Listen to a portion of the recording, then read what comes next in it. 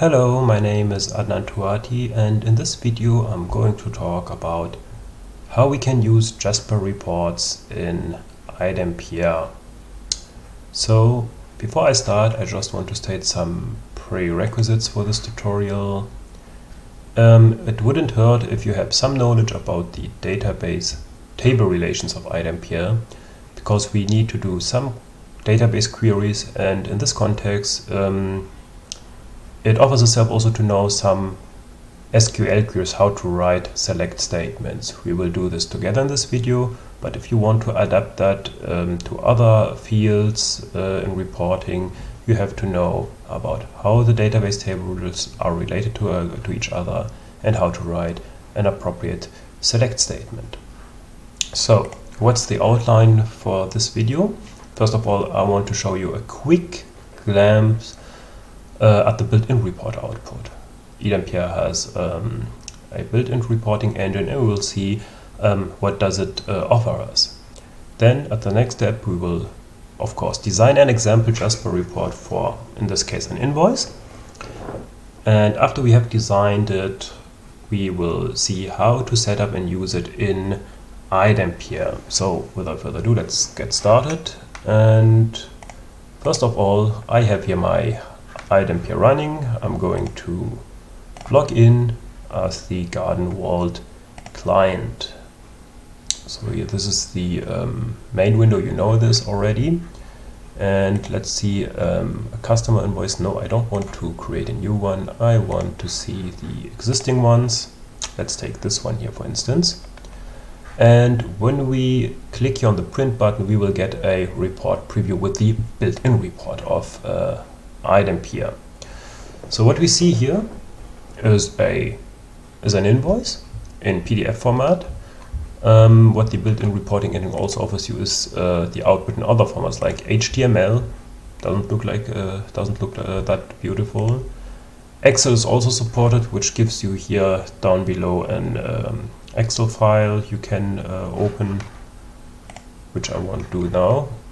What I'm interested in is the PDF output, because this one can be also done with Jasper report. So what we have here is interesting. We have here an address 2820 SW Corbett Avenue, which is, to be honest, it is the address of the organization which has sold, which makes this invoice for this client or the customer, if you use the other term.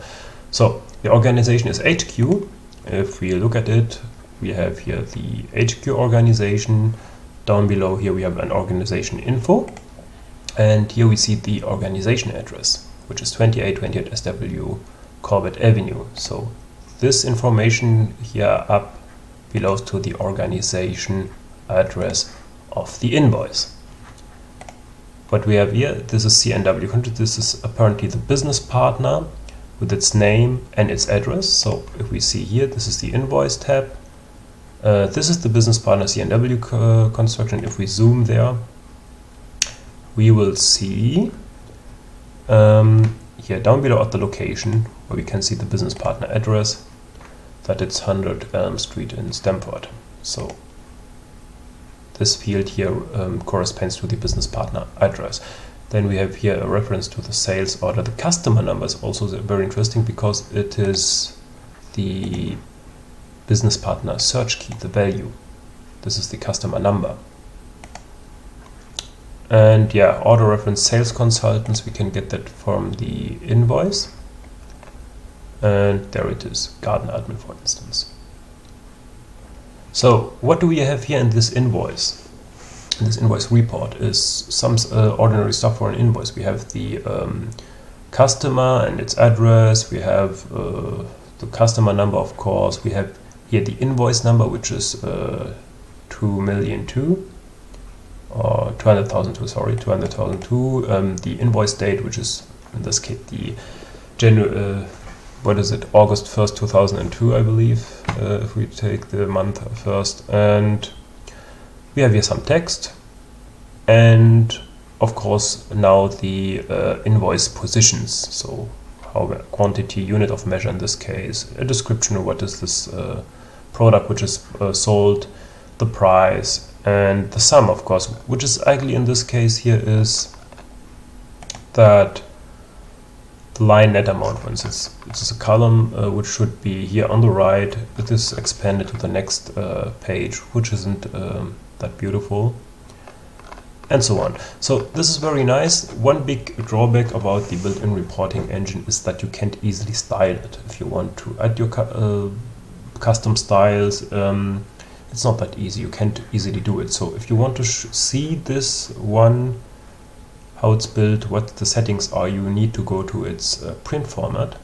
And the easiest way is to just use here the wrench icon to customize the report. And you will directly get to the print format, which is called invoice header.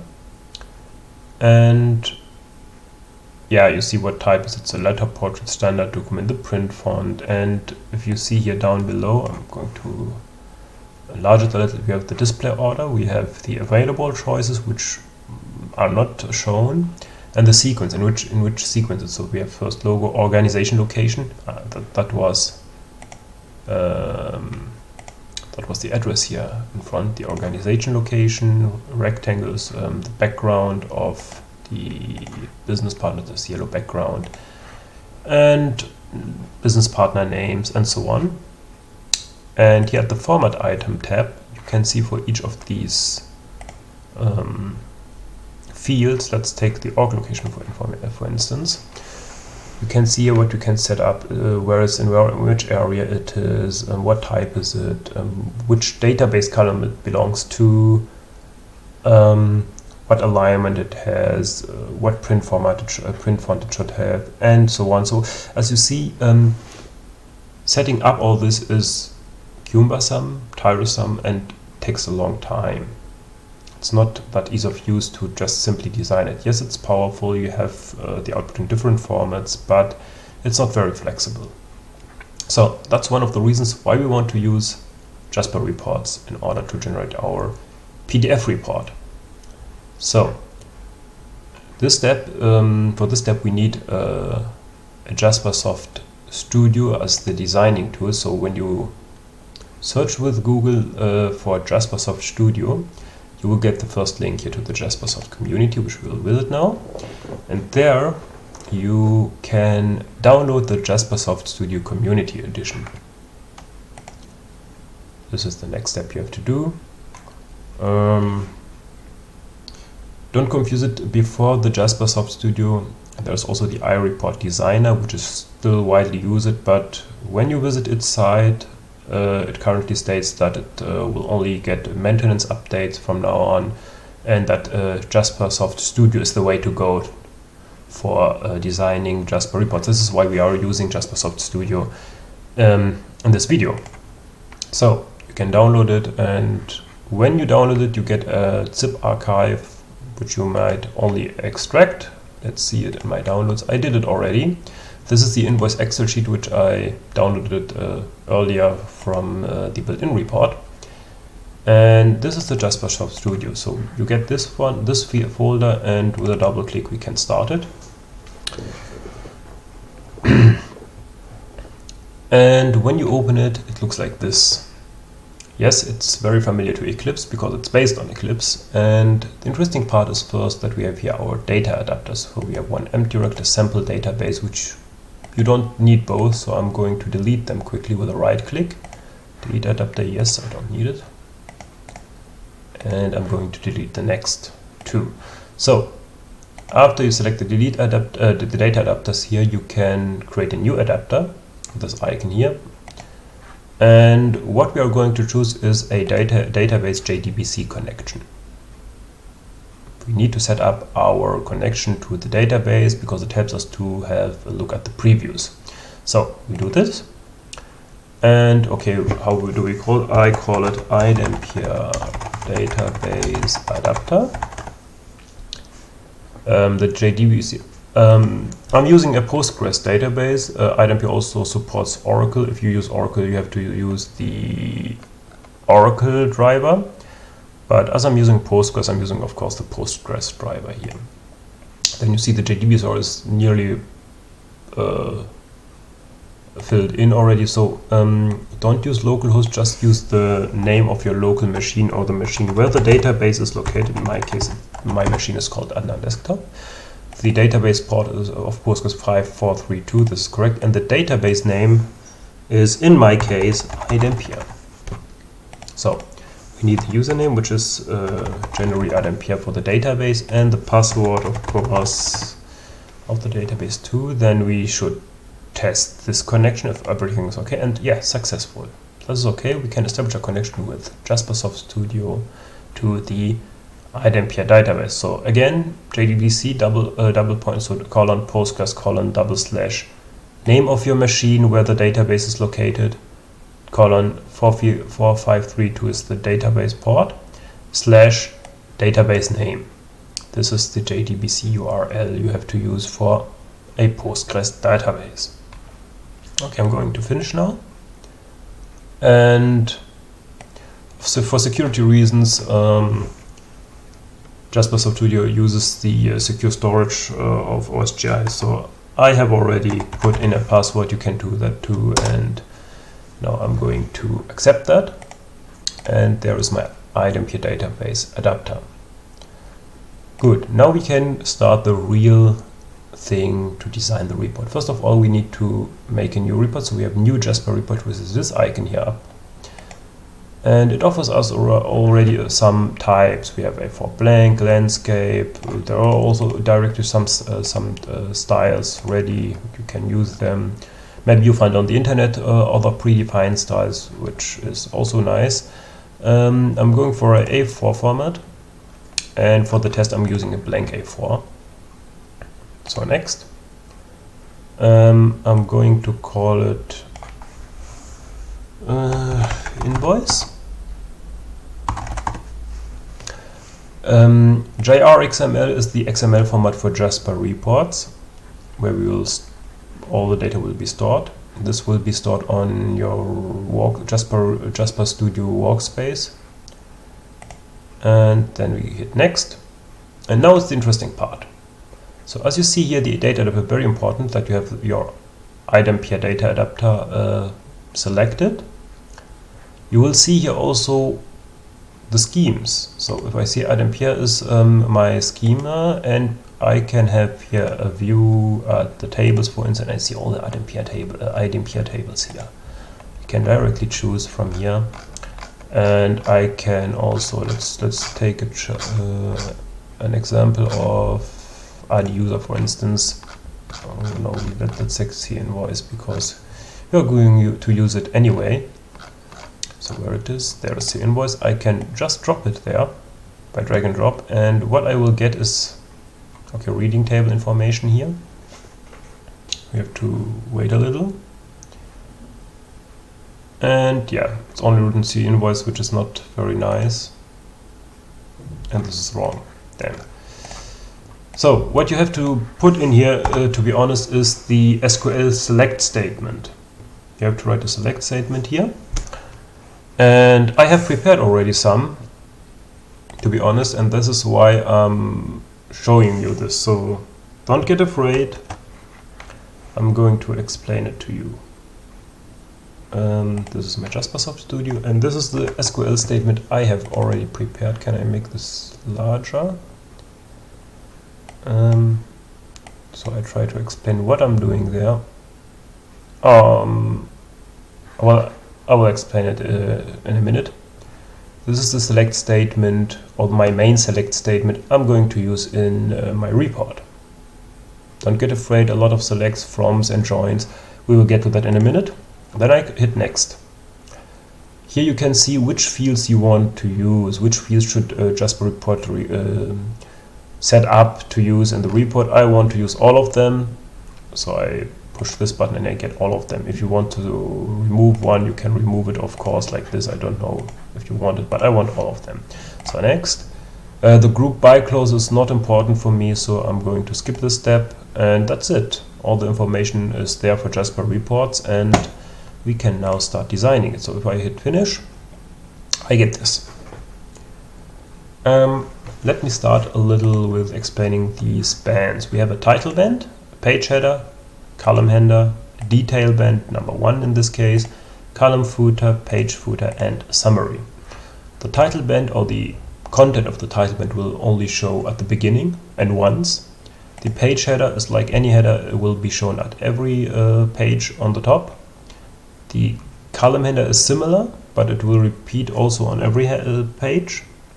The detail band is the real content, if you want so.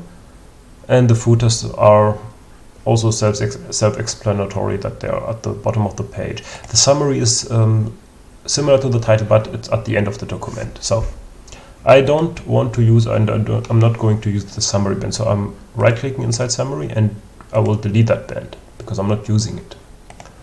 Same goes for column footer, column header, and the title. What I'm interested in is only the page header, the detail band, and the page footer. I'm going to save now. And we will go now to see how this SQL statement works. So if I click here on the right, I'm not sure, can I see it? No, if I click here on the right, I can, with the right click, I can access this menu, and I can choose here dataset and query. This is the main query, which you might have seen earlier. This is the one I have entered at the beginning in the wizard, and this time I'm going to explain it to you because we are doing some slight modifications later for it. Trying to enlarge this window. Not that easy. Nice. Okay, so what we have here is the following. I have my select statement. I start with select, and I'm stating which columns I want to have.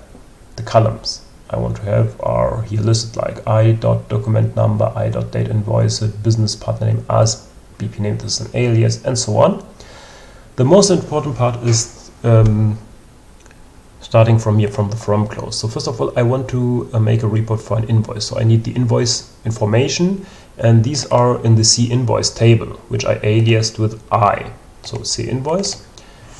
After the invoice, I want also have information about the customer, who bought that, who I'm going to send the invoice to. So the information for that is a business partner. I have to create a link between the invoice and the business partner, and for that we use the join clause, and we do that link with the business partner ID. This will only work if your database table relations are set up like this, and which is in standard iDempiere, it's like that. This is why I was stating that it is good if you have knowledge about the database table relations. The next point is, okay, now I have the name of the business, I want its address, so I need to create a link from business partner to the location, and in this case I have to go over the business partner location, which links them together. The country information is bound with the location. So this is the first point. I have invoice information, I have the business partner information, I have his address. What I want also is, for instance, the invoice tax. When you complete an invoice, iDempiere calculates its tax, but when you haven't completed it yet, it might be that this invoice tax is null or empty. For that case, I'm doing a left join explicitly so that I allow null values, because if I don't do a left join and just use the join, in this case I will only get nothing, because there is no information. In this case, I'm allowing also the null values. Same goes for the tax. If I want the tax name or the tax rate, I need to extract that information. And some other information like the organization info. Who is the seller? I want my address, my phone number, my email. I want giving the customer my contact information on the invoice. So I need to get this information from the organization and its info. Also, I'm getting the address of the information of the organization. Another interesting part is the image. I want to show my organization logo on top of the invoice, so I need to get the image information or the logo information too. And finally, I'm getting also the currency. So if you have a multinational company and you're selling in many countries with different currencies, it's also a good habit to query from iDempiere the currency of the invoice. so you can always build it right. These are the points, and when I do this, we have here a data preview. Interestingly, I can click here down where my mouse is to the data preview and tell Jaspersoft Studio to query me the first 1000 records and say refresh preview data, please. And this information comes directly from the iDempiere database. You see here the document number, the date invoiced, business partner name, the business partner value is the customer number, the city, and all the fields we have seen there. So you are sure that this expression works and yields results. That is it for now, because we have another interesting thing to do. We will start with the page header. So, as I said, I want my logo up in the page header for my organization. So what I have here on the left side, after I have created those fields, I can see them all and I can drag them there. Let me first zoom in a little. Oh, that's too much. Fine. And we can also pull it a little larger. And at the right here we have the palette. Let me enlarge it. You see here a lot of elements which are used in Jaspersoft. So you can use a node, a text field, a static text, an image, and so on. Also barcodes are supported, charts, tables, maps, and so on and so on. What I'm going to use, I want my logo here. A logo is an image, so I'm going to use that image element. I'm dragging it and dropping it there. And now it's asking me, what is it? Is it a workspace resource? Can I give it an absolute path, a URL? In this case, I want to pull the image from the database. So it is, until now I don't have an image, so just we need to create a custom expression in this case to tell it from where to get it. And we can choose that, and we have here this button which we can press, and we open up this expression editor, which is very handy. And we have here the fields on the left, and we can choose our logo, organization logo I called it. And when you look at this, Jaspersoft Studio managed to think that the logo field is an object. In Postgres it's a byte array, it's binary data, so object won't work in this case. We have to go back first, go to that field, which is organization logo here on the left. On the right, so you select organization logo here on the right, properties. You can see object, and here you see the class. And this one we need to change. We change it for Postgres, at least it's an input stream, which we can, I will write it, input stream, and be sure that it's Java IO input stream. So we need to choose this input stream type, and we have changed the type of the object if you want so. So I'm saving this. And our organization logo is not an object, it's a Java IO.inputStream class. Now we can really do that. We take the image there, it's a custom expression, and I want just my organization logo, which is an input stream. That's it. We can double click on it and it will show up here and say finish. Okay, that's it. So we have here the logo. We'll see that in a minute. And I'm making it like larger, I don't know. And now we save this, and we will have the option to preview this. So we have here the preview data. But before we do that, we will get an error, or not an error, but a problem. So we need to go back first to the dataset and query page. So if you see this query I made, what will it do? It will select document number and other information I want from invoice, business partner, and so on.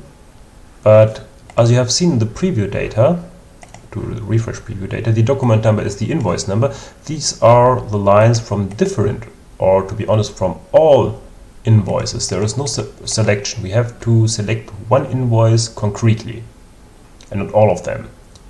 And for this case, we have to add a where clause. So what we are going to do to that expression is we're adding where clause, I.see invoice ID equals. And now the big question is, what do we put here? What do we do there?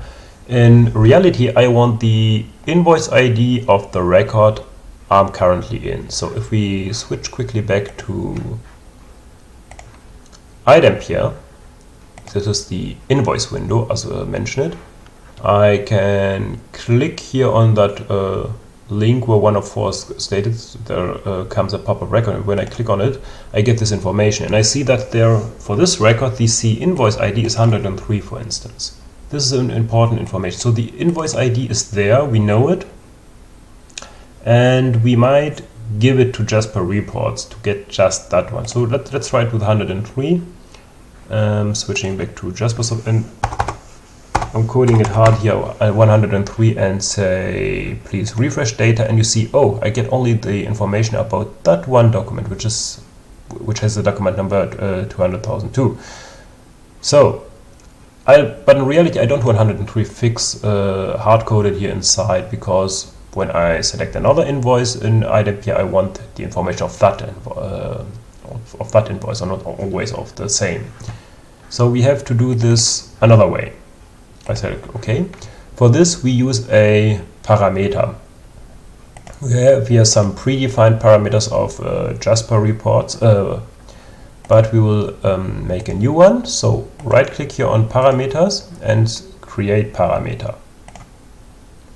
You see here down, parameter 1 is the new one, and here on the right the properties. I'm going to name that. This is important.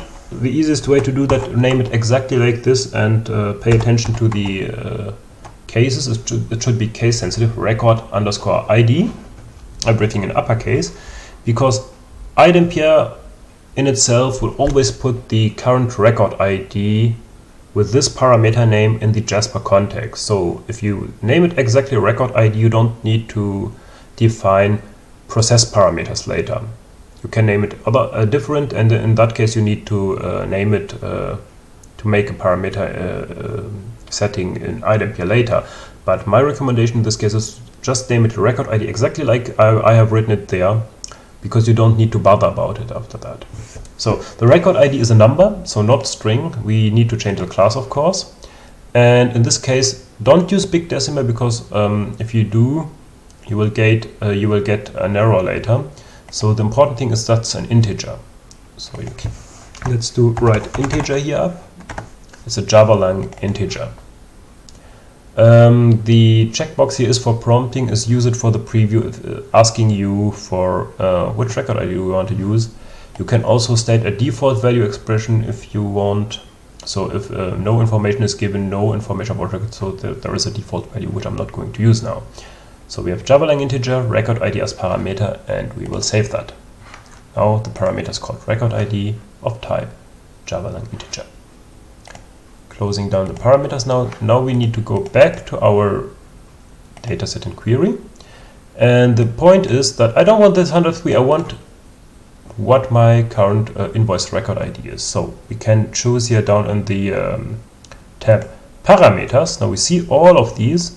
And when I scroll down to the end, I see record ID, the one I did already. So I'm going to delete this 103 and put in per drag and drop my record ID. That's it. Now I have invoice information, but I don't get all of them done, only the one which I'm specifically querying with the invoice ID, record ID. So I hit OK, saving, and now we will make a preview. And before we do that, I need to explain you how this image comes from. So this is the invoice we are going to use. Remember, the invoice ID of this invoice is 103, and the organization logo is the one I want to show up. So when I go, let me quickly close the other tabs. When I zoom into the organization of HQ, which is here, I can go to organization info down below here. And we have here this logo tab, and opened. Oh, I already put in a logo, but mostly it is empty at the beginning. You can select a file, any file, and I'm going to do that quickly. And logo, and for instance this custom logo PNG, and save it there. So this logo will be stored in the database as a binary data file, but you have to put it here.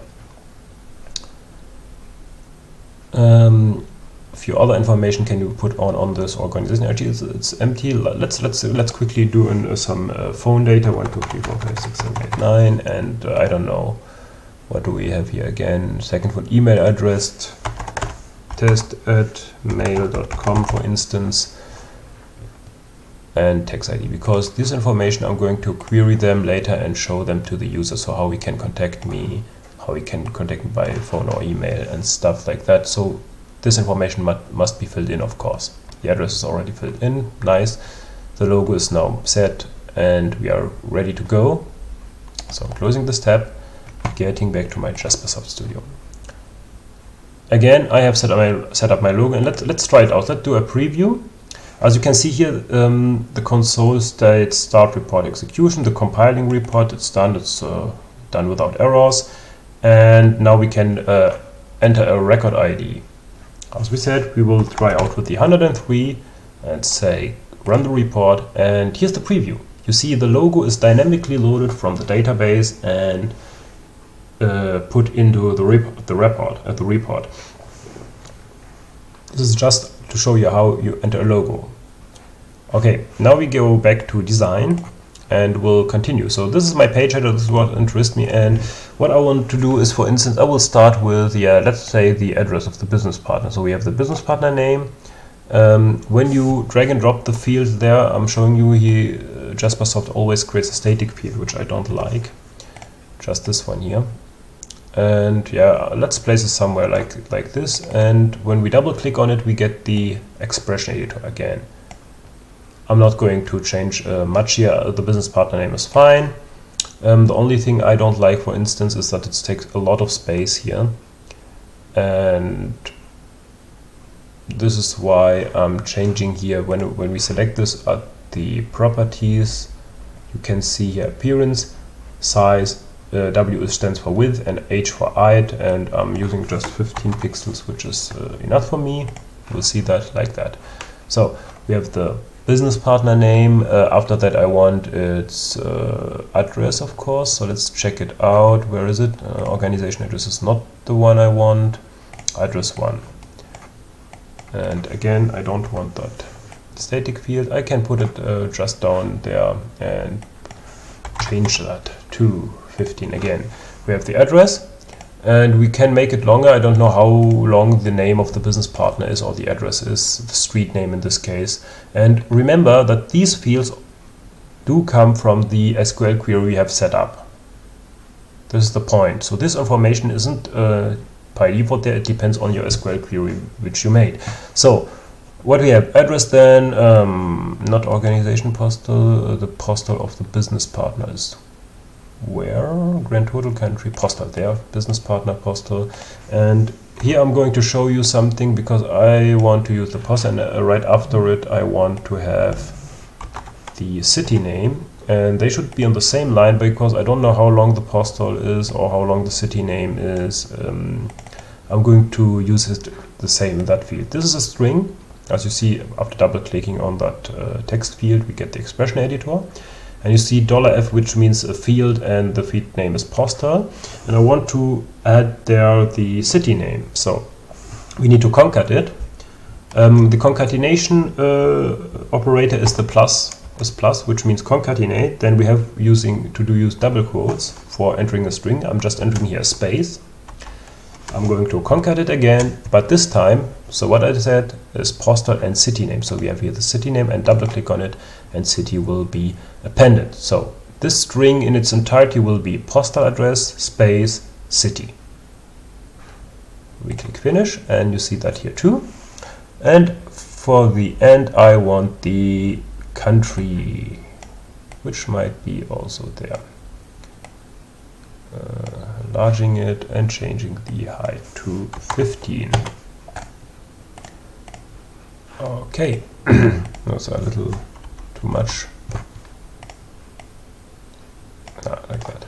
So I'm saving this, making it a little larger. As you see, business partner name, address, postal and city, country. Just to get an idea, I'm going quickly back to my invoice customer. I'm showing the built-in report just to get the idea. So we have CNW construction at the first name, 100 Elm Street, Stamford, CT 03323. This should be the result in our case. Let's check that. Going to preview. Yes, I want the 103. Show me what I get. And as you can see here, CNW construction, 100 Elm Street, Stamford, United States. It's that easy.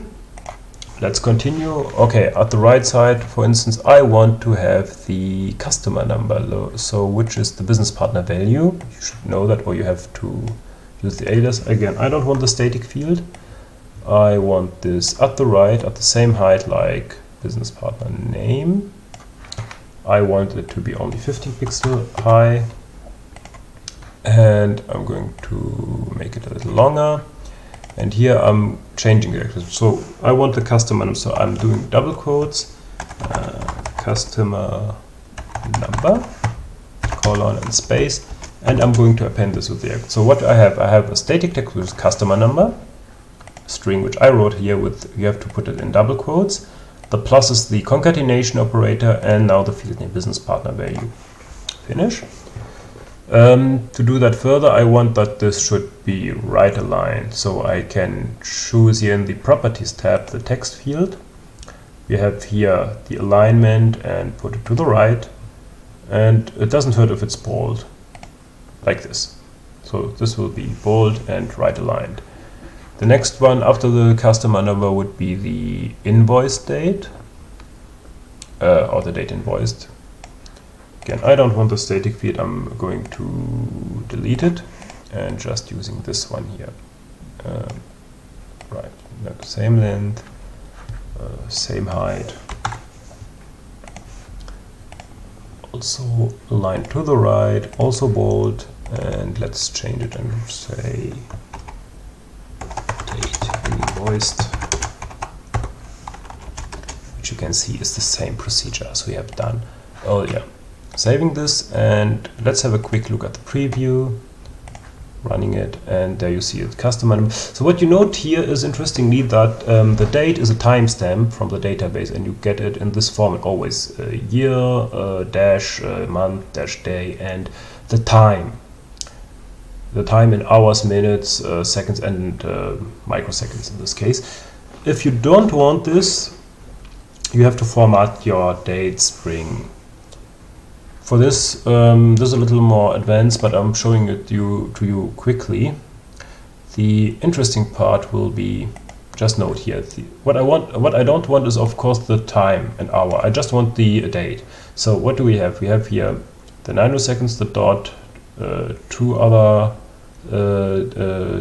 numbers for the seconds, a colon, two numbers for the minutes, a colon, two numbers for the hours.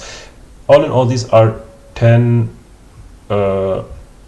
characters if you want. So 2, 1, 3, 4, 5, 6, 7, 8, 9, and 10 characters, which I want always to eliminate because they don't interest me. They are always at the end of the timestamp, even of the formatted one. So what we are going to do quickly is, and here is a little more the complexity of Jaspersoft Studio to emerge. We are going to just ignore the one at the right. So when you check it, the date invoiced is a timestamp, and here at the right you see some Java methods you can use for it. So the interesting part is not to string but to local string. To local string will format that date to your locate setting. In my case it is German for my machine, but I'm trying so date invoiced and to local string, double click, and it will be entered as $update dot to local string. I hit finish. Let's see the preview, what will this give us?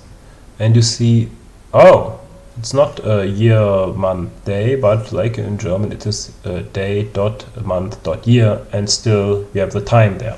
So we want to eliminate this, and for that the string in Java has the option to get a substring of it. So we are going to copy all this because $f date invoiced in itself is only timestamp, not a string. We can use it. So I'm going to use Ctrl+C to copy that what I have selected, and then I'm going to add, I will show it to you here, that there is the substring method too.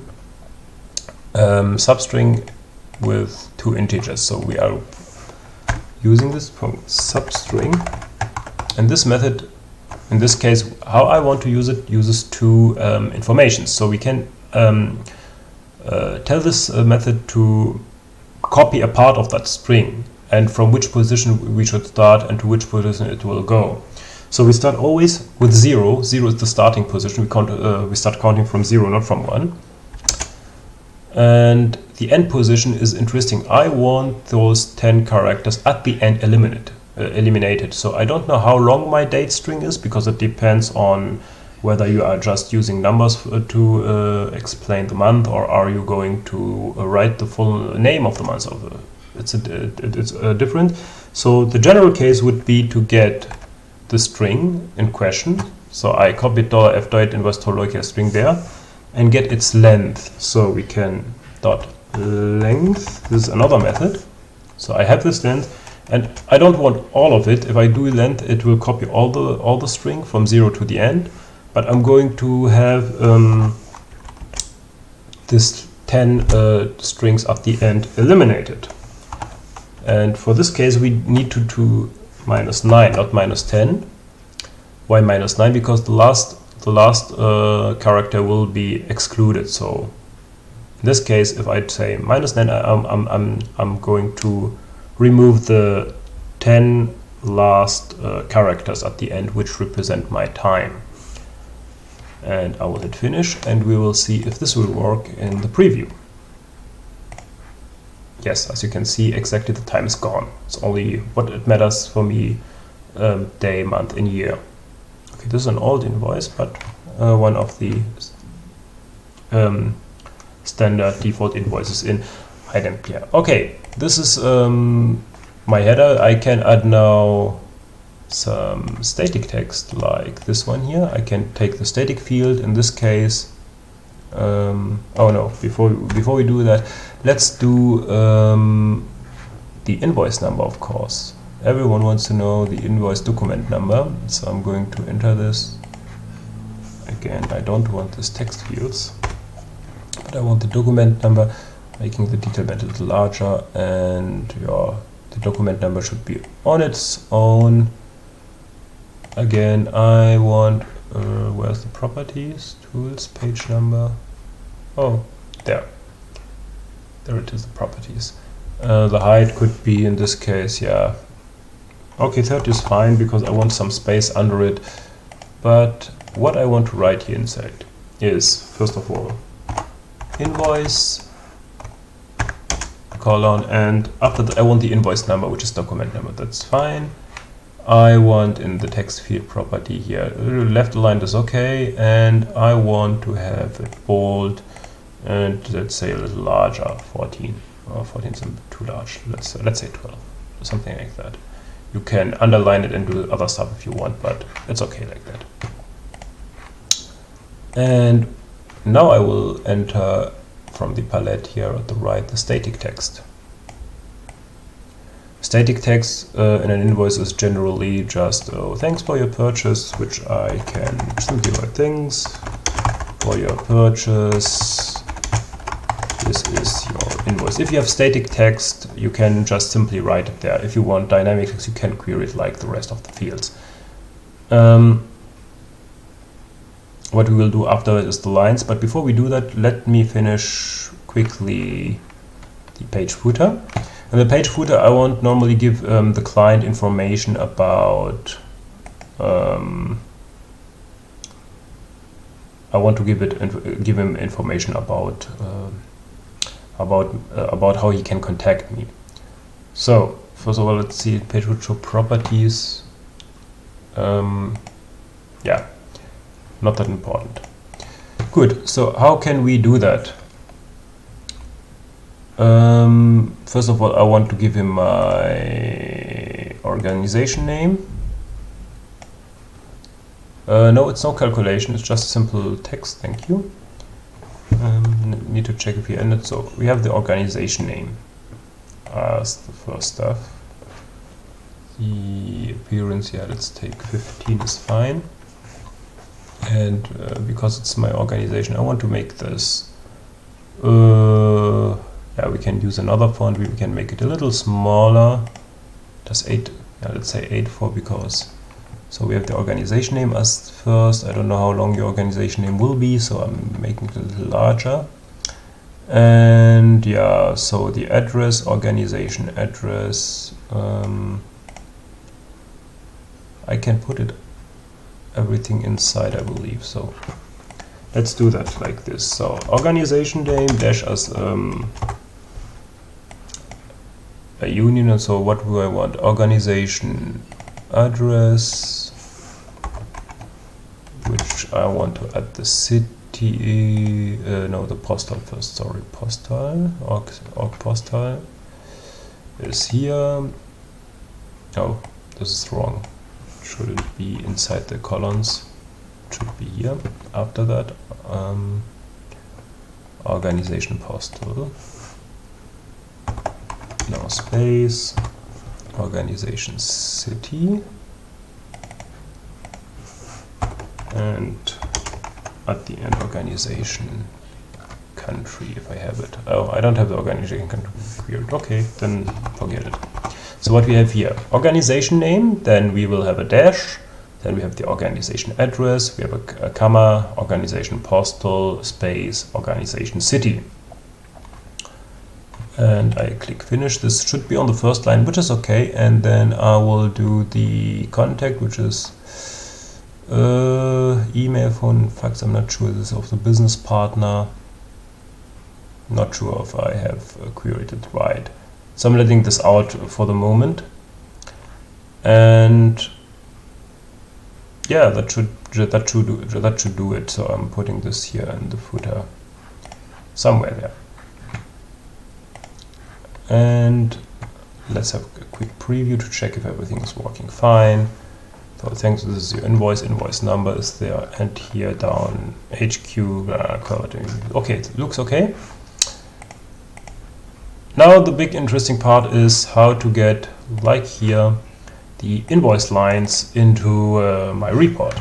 And this is a little more complex because the invoice lines are in another table and they do not have a part in the main query, which I did here. For this, I'm showing you the palette. Let's do the detail band a little larger. And we are going to use a table as sub-report. This is a very cool feature. And now we have a data set. We can ask, he asks us for a new data set, and yes, I want to define a new data set. So I'm calling this data set invoice lines. And we will create a new data from the connection we have already to the database. So you see here data adapter, iDempiere database adapter.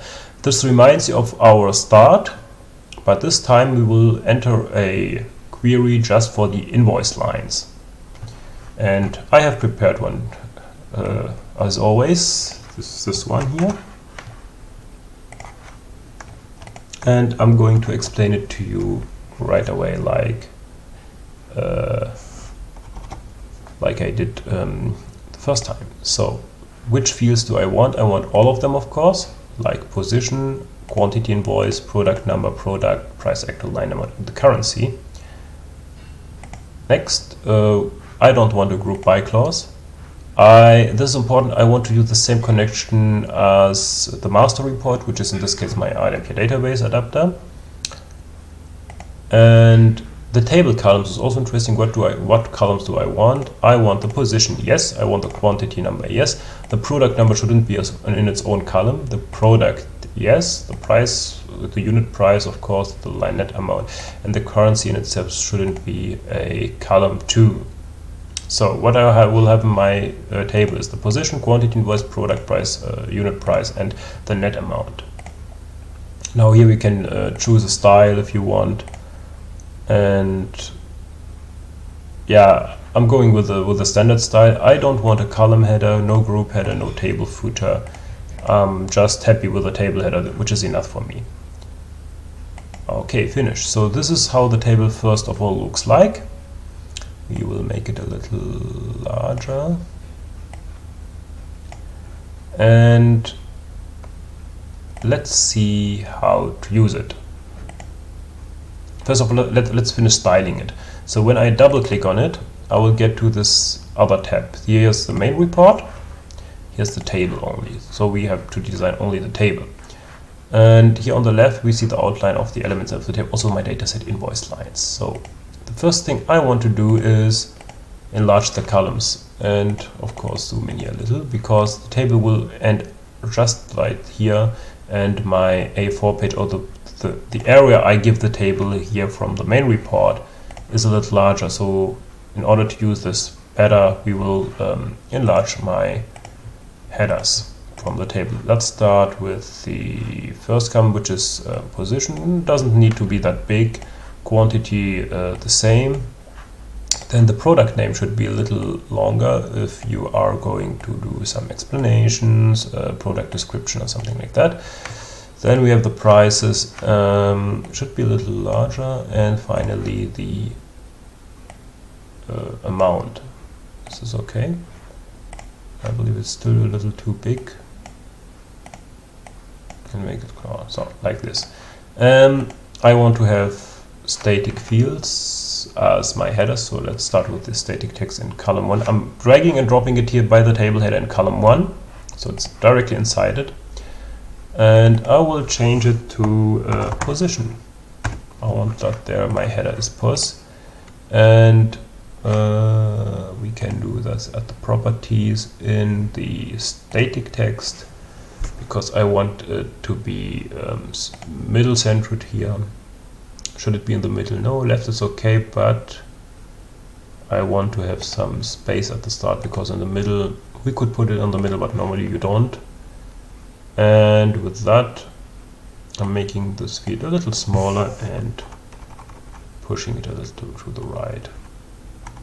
So if it's outside of the bounds, you see this information in red that it's not inside. So we're doing this like that. And we're doing the same here now, column 2, static text, palette static text, and this time I want to have quantity. Same procedure as before. I want it in the middle, I want it a little smaller, I want it a little more to the right, so we have a little space. Next one is product.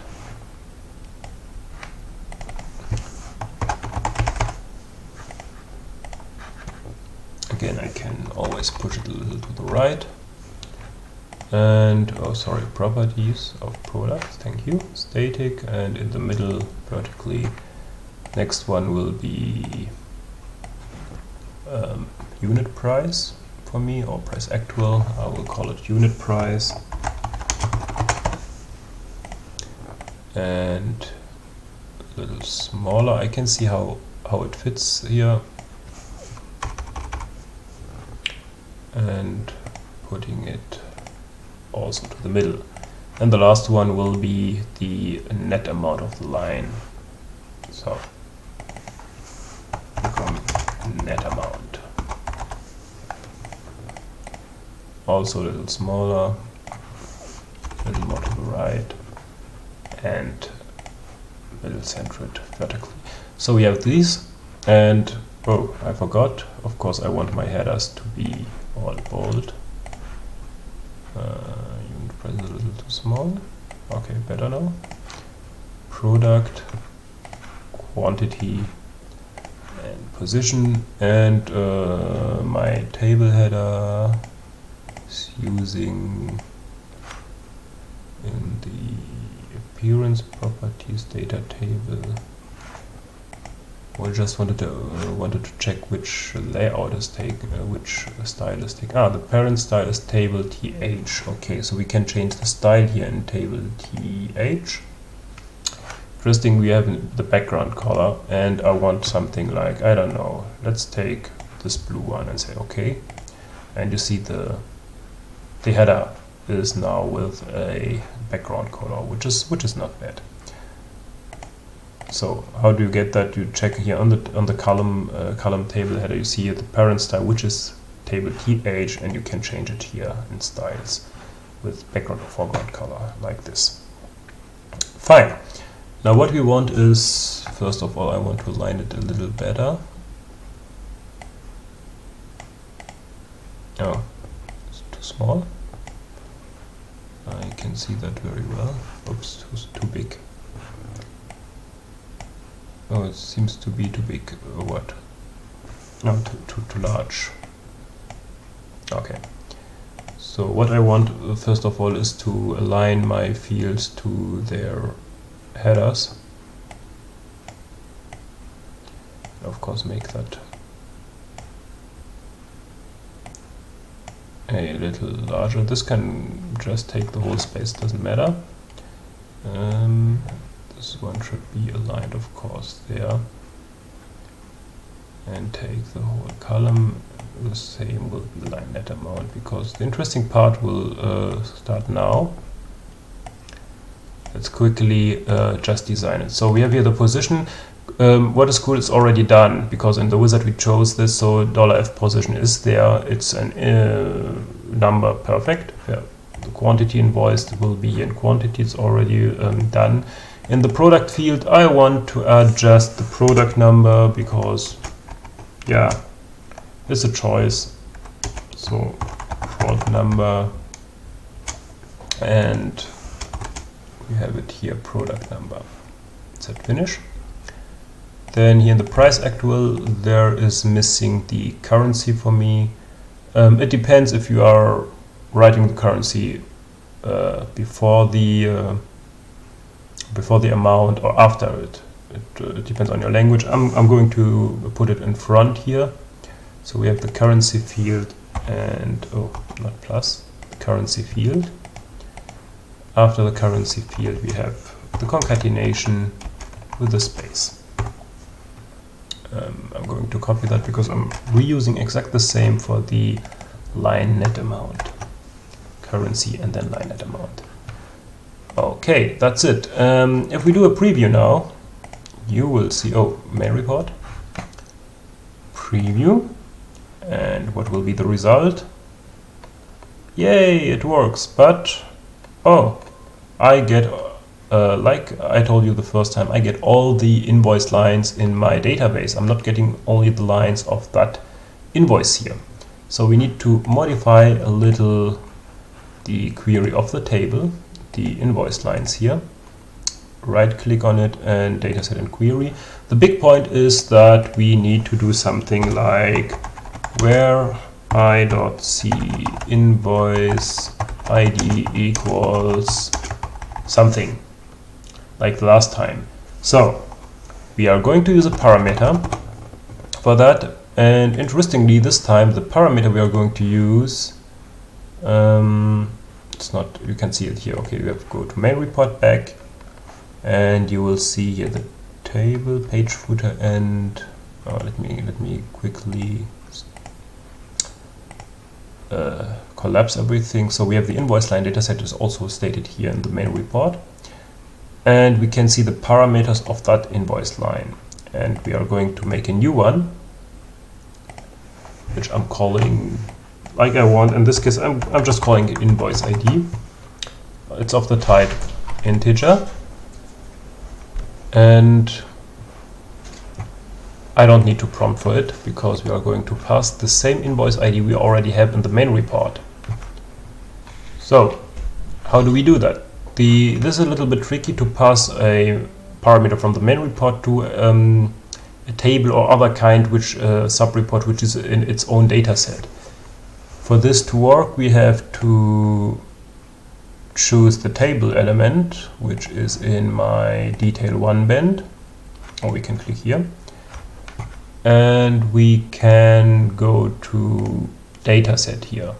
The interesting part is here the parameters button. We can do that, and we can add a mapping. So we will do that. So the parameter I'm going to use is the invoice ID, which I created already, and the expression I'm going to use, and only here it will show up parameters on the left, it will show up also the one I have in my main report. Where is my record ID? Ah, there it is. Because if I don't do this, there is no mapping between the parameter value I gave the main report to the one I have there. So with this, oh sorry, forgot to double click $p record ID. So the invoice ID parameter will be mapped to will have the value of the parameter record ID, which is in the main report. This is a very important step, otherwise it won't work. So I finish this, I'm saving it, and now I'm going to the invoice lines, dataset and query, and add that workflows I showed you earlier, where I.see invoice ID equals, and I can choose here from the parameters my newly done invoice ID and say OK. We are going to save this and have a look at the preview. Yes, I want the 103, and as you can see, only these one are there and no other ones. So you see the currency is queried from the database, the price, and position, quantity, product. It's all, everything is there. What bothers me too is that some values have here two numbers after the point, and some others don't, or don't have it at all. If it's 47.00, you will only see 47. Like here in quantity, it's 1.0 in reality, or 30. It could be 30.0. And what I want for the prices, at least, is that I always see two numbers after the dot. So how do I enable that? Let's go to the design again. Let's go to the currency feed, and the idea is very easy. If I chose price actual, which I want to use, it's a big decimal from type big decimal. I can see also a lot of functions, and the function which interests me is called scale. Or set scale. So in set scale you can say how many numbers you want. If this one here with only one integer value. So I'm going to put the scale. I have to enter a number, and I say I want two numbers after the dot, and that's it. Let's do the same for the amount, line net amount, same procedure, this one, and set scale 2. Finish, and let's save it and have a preview quick. Yes, the 103 is already entered, and you see .50, .75, so you get all your numbers with the same number of decimal points after the dot. Okay, this is the big point, and we have our what's missing now in this invoice preview here is, for me, is where's my total amount. It's missing. This information is not stored in the invoice lines but in the invoice itself, so we could have done it already in the main report, which we will do now. Not table, main report. And I had some bad experience if I put in the same detail band like this table that it won't align right. That's why I'm going to right click on the detail band one and add another detail band, which is called detail 2. And here I will put in this information. I have it already. If you see on the main report field list, I have also already queried the tax amount, tax rate, tax name, the grand total, the total lines, which is the total net amount, and so on. So I'm entering the total lines. I don't want the static text field, I just want this one, and I'm getting there net total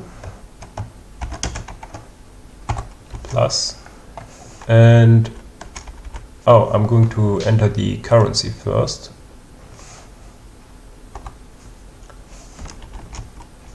Currency, this one, and after the currency I want a space before I enter the real amount. So as you can see here, net total colon currency space total lines, which is the amount. And as we have seen earlier, this amount should have two numbers after the dot. Using also not scale, set scale 2 after it. Is it correctly written? I need to check. Maybe I have misspelled it. No, it's okay. Set scale and 2. So we finish this. I make it a little longer, even longer if it's needed. Doesn't matter. And let's check here the field. I want to have it right aligned in this case, because I want it on the right of the field. Then it should be bold, okay. And the height, it's in our appearance, should be 15, which is my favorite. So I'm putting that there. With a little space. So I'm going to do this one here. Then we have currency address, and yeah, we want also to add the text rate. Where's the text?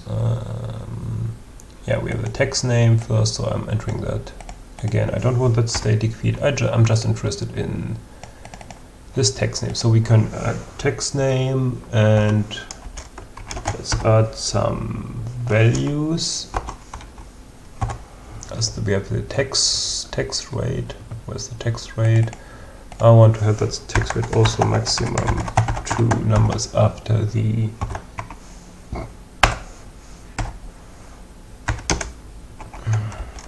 So what I have done here, text name, and then I am adding a space and opening the parentheses, entering the text rate in percentage, and entering now the price. So I have the currency first, and of course after the currency a space, and finally the text amount. Where is it? Text rate, text name, text amount, and set scale here, which I want to have 2. Finish. Of course, I'm going to use that the same. I'm doing the height of 15. I want it aligned to the right. It should be bold. And this is the second one. And the last one would be, for me, the grand total, the final amount. I could just for the sake add a plus at the beginning, so it's clear that it's a plus to add. So where's the grand total? Grand total, there it is. I don't want the static field. I'm happy with this one. I can write it myself. And I have the same thing. So grand total, this time grand total plus currency and plus space and set scale, of course. Okay, that's it. Also, we wanted 15 height, align to the right, and bold. So let's check if this works. Let's have a preview, and yeah, run please. And let me make it a little smaller or bigger. So as you can see, we have the business partner address and number, customer number, invoice number, a text, the lines. We see the sum of the net total in US dollar, how much tax net CT sales plus CT sales 6%, which is this value, and so we get the grand total value as a whole. You can style it the way you want it. You can align the fields as you want. This in this tutorial it was only to show you how to use that. You see, it's a little more advanced than you think. And this is now the way that we have already done it in Jaspersoft Studio. Now the big question is, how do we get it in iDempiere?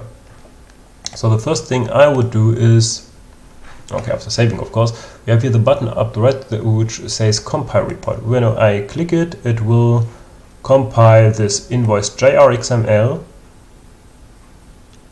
to a invoice.jasper. .jasper is the compiled file, like a binary. And what you can introduce to iDempiere is either the JR.xml file or the Jasper file.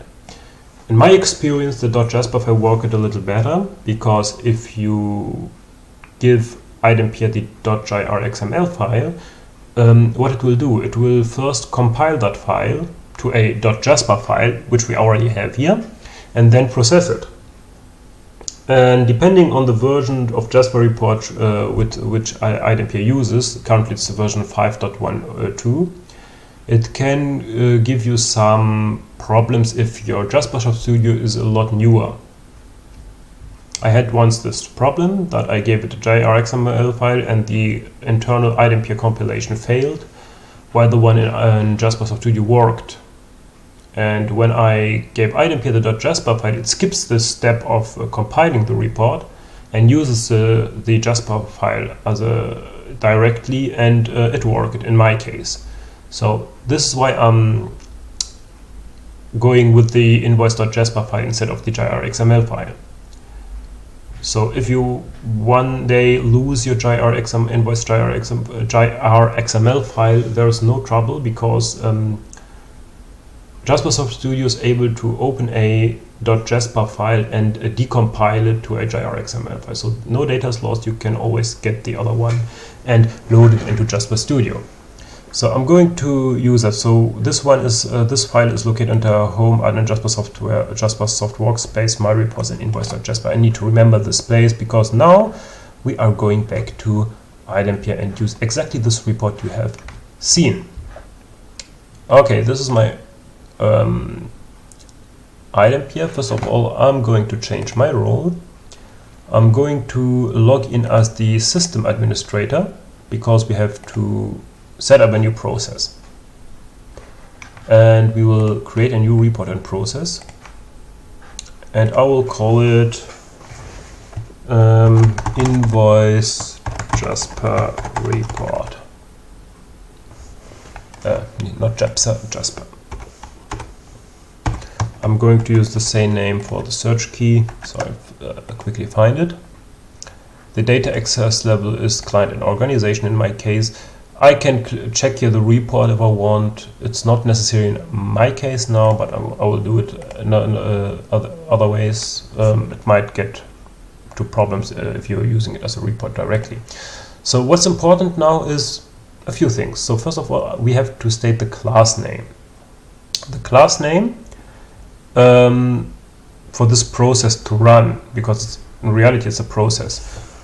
It is, in this field you have to enter org.compare.report.report starter.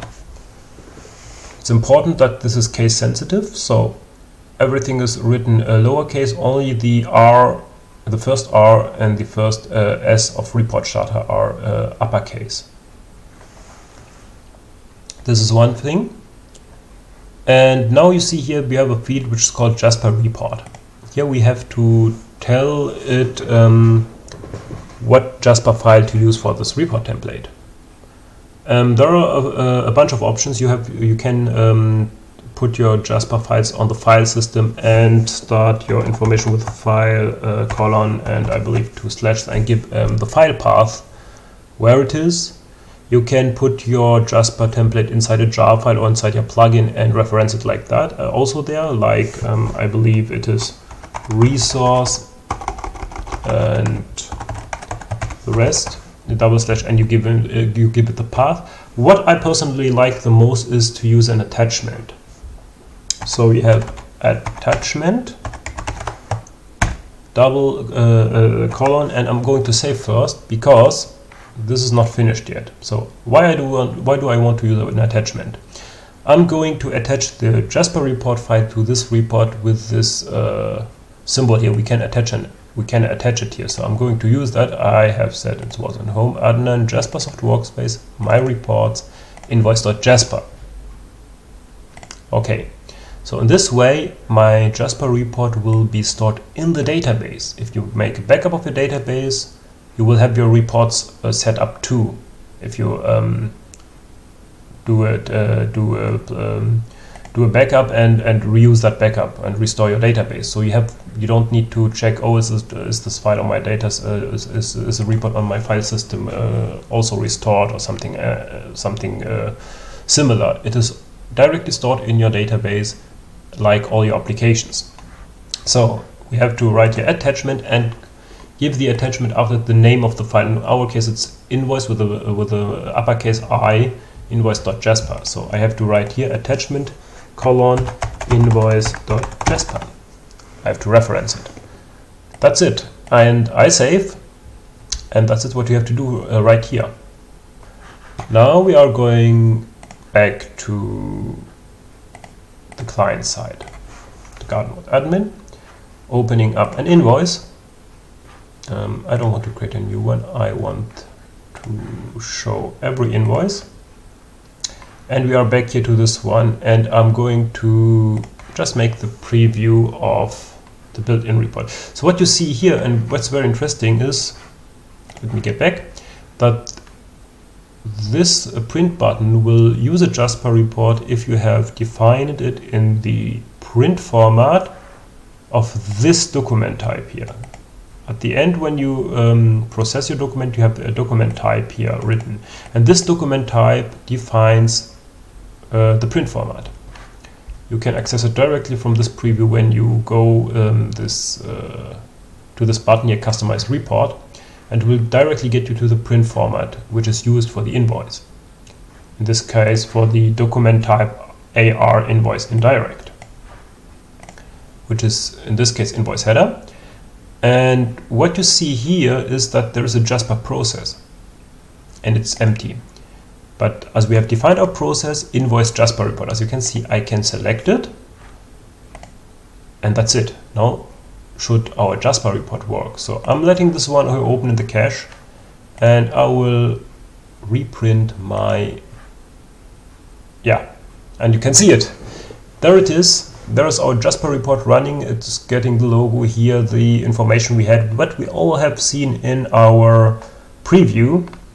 And as you can see here, we are good to go. Let's try it out with another invoice. This one here, for instance. Let's see what this will give us. And yeah, the same. So this is the organization. Over here you see standard ordinary, thanks for your purchase. This is the content of your invoice, net total, grand total, and CT sales, and so on. So it's dynamic. It works for every invoice. You see also the date invoice, February 22nd, 2012. Everything is okay. The alignment is not that great. Okay, you can use other ways. The null information here means that there is no postal code for Monroe set. We can verify this quickly if we go to the business partner and the location. This is the address, and oh yeah, zip code is empty. So let's try this one, for instance. Save this and go back. So this is the wrong one with null. I'm letting this open and I'm going to reuse, and you see the 555 here, for instance. So as you have seen how to set up the Jasper report, it's that you set up a process that you define in the print format of this document field. And there is a lot more to come. In this way you can define print formats specifically for the business partner, which will ignore then the document format. There are other ways to do that, but this will be subject of another video. In this video you have learned or seen how to design a Jasper report for an invoice as an example, and how to use it in iDempiere. I hope you have learned something, and I hope you enjoyed the video, and thanks for watching.